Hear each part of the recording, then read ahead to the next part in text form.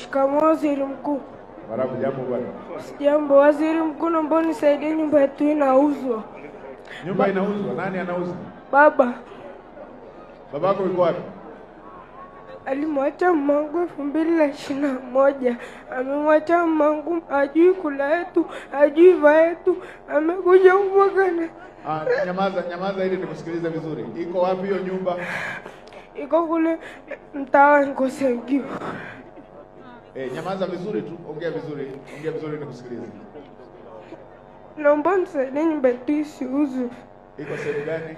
Ngosengiu. Mama yuko wapi? Huyo hapa. Mama pole, hebu tueleze. Waziri Mkuu, shikamoo. Marahaba, jambo mama. Waziri Mkuu, ulinisaidia pale Kilombero. Ukaniambia kesi yako isimamiwe, ianze sijui upya. Wakanipa karatasi hii hapa. Tarehe 4 mwezi Sema iwekewe injunction, sasa imefikia hatua gani? Mwezi wa 4 tarehe 4 nikaambiwa, nikafatwa sokoni. Nikaambiwa, dada, kaa ndani ya nyumba yako kwa amani, nyumba yako haitauzwa. Nikasema asante Yesu. Nimekaa na shangaa, juzi kuamkia jana wanakuja wananiambia, wananipigia.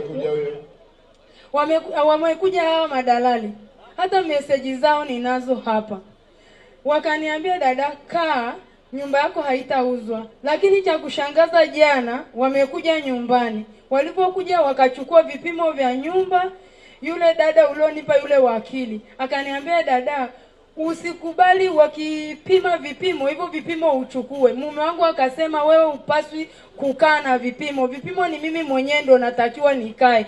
Na hii nyumba nitaiuzwa. Nimefanya kazi mwezi mmoja. Hiyo hela yote nimetoa rushwa ili hii nyumba iuzwe. Waziri Mkuu, hawa madalali walipoitwa mahakamani kwamba nyumba isiuzwe, mimi sikuitwa. Mimi ni mama wa watoto 3. Alafu nikaambiwa, huyo waziri wako mkuu ameshaondoka, hutamuona tena, na kazi yako hivyo unavyotaka haitafanyika. Nikasema, hujaniona tena?